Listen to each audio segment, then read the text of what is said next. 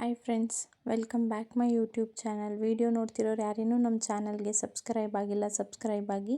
ಹಾಗೆ ಹೆಚ್ಚಿನ ವಿಡಿಯೋಗಾಗಿ ನಮ್ಮ ಪೇಜ್ನ ಫಾಲೋ ಮಾಡಿ. ಇವತ್ತು ನಾವು ಕಿತ್ತಳೆ ಹಣ್ಣಿನ ಸಿಪ್ಪೆಯಲ್ಲಿ ಫೇಸ್ ಪ್ಯಾಕ್ನ ಮಾಡೋಣ ಬನ್ನಿ. ಮೊದಲಿಗೆ ಕಿತ್ತಳೆ ಹಣ್ಣಿನ ಸಿಪ್ಪೆನ ತೊಗೊಂಡಿದ್ದೀವಿ. ಒಣಗಿರೋದು ಬೇಡ, ಹಸಿದೇ ತಗೊಳ್ಳಿ. ಒಂದು ಹಣ್ಣಿನ ಪೂರ್ತಿ ಕಿತ್ತಳೆ ಹಣ್ಣಿನ ಸಿಪ್ಪೆನ ತೊಗೊಂಡಿದ್ದೀವಿ.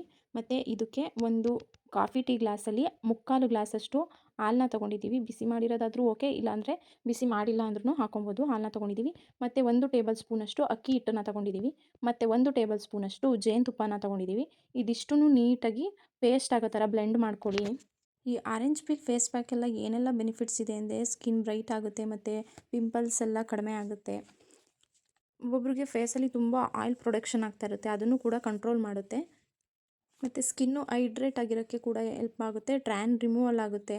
ಹಾಗೆಯೇ ಏನಪ್ಪ ಅಂದರೆ ಸ್ಕಿನ್ ಟೋನರಾಗೂ ಕೂಡ ಇದನ್ನು ಯೂಸ್ ಮಾಡ್ಬೋದು. ಸ್ಕಿನ್ ಟೋನರ್ನ ನೆಕ್ಸ್ಟ್ ವೀಡಿಯೋದಲ್ಲಿ ನಾನು ಅಪ್ಲೋಡ್ ಮಾಡ್ತೀನಿ. ಈ ಪ್ಯಾಕನ್ನು ಓವರಾಲ್ ಫೇಸ್ಗೆ ನೀಟಾಗಿ ಅಪ್ಲೈ ಮಾಡ್ಕೊಳ್ಳಿ. ಹಾಗೆ ನೆಕ್ಕಿಗೂ ಕೂಡ ಅಪ್ಲೈ ಮಾಡ್ಕೊಳ್ಳಿ, ಯಾಕೆಂದರೆ ಫೇಸೇ ಒಂದು ಕಲರು, ನೆಕ್ಕೆ ಒಂದು ಕಲರ್ ಕಾಣುತ್ತೆ.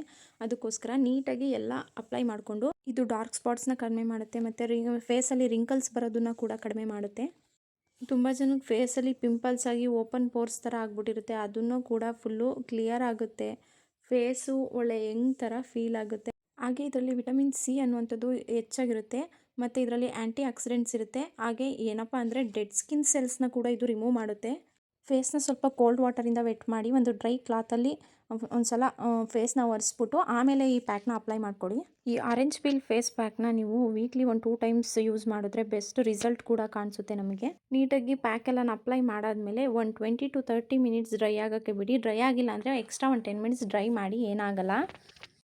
ಇದು ನೀಟಾಗಿ ಡ್ರೈ ಆದ ನಂತರ ಒಂದು 5 or 10 ಮಿನಿಟ್ಸು ಒಂದು ಸ್ವಲ್ಪ ಸ್ಕ್ರಬ್ ಮಾಡಿಕೊಡಿ ನೀಟಾಗೆ, ಫುಲ್ಲು ಫೇಸು, ನೆಕ್ಕು ಎಲ್ಲನೂ.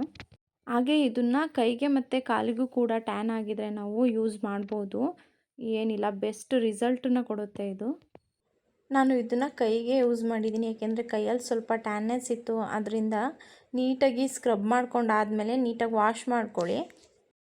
ವಾಶ್ ಮಾಡ್ಕೊಂಡಿದ್ದ ನಂತರ ನಿಮ್ಮ ಕೈನ ಕಂಪೇರ್ ಮಾಡ್ಕೊಳ್ಳಿ. ನೀವು ಯಾವ ಕೈಗೆ ಪ್ಯಾಕ್ನ ಅಪ್ಲೈ ಮಾಡಿರ್ತೀರ ಅದನ್ನು ವಾಶ್ ಮಾಡಿ, ನೆಕ್ಸ್ಟು ಯಾವ ಕೈಗೆ ಅಪ್ಲೈ ಮಾಡಿಲ್ಲ ಎರಡನ್ನೂ ಕೂಡ ಕಂಪೇರ್ ಮಾಡಿ ನೋಡ್ಕೊಳ್ಳಿ. ರಿಸಲ್ಟ್ ನಿಮಗೆ ಗೊತ್ತಾಗುತ್ತೆ. ಇದನ್ನು ವೀಕ್ಲಿ 2 ಟೈಮ್ಸ್ ಆದರೂ ಯೂಸ್ ಮಾಡಬೇಕು. ಬಟ್ ನೀವು ಫ್ರೀ ಇಲ್ಲ ಅಂದರೆ 15 ಡೇಸಲ್ಲಿ 1-2 ಟೈಮ್ಸ್ ಆದರೂ ಯೂಸ್ ಮಾಡಿ. ರಿಸಲ್ಟ್ ತುಂಬ ಚೆನ್ನಾಗಿ ಬರುತ್ತೆ. Thanks for watching the video.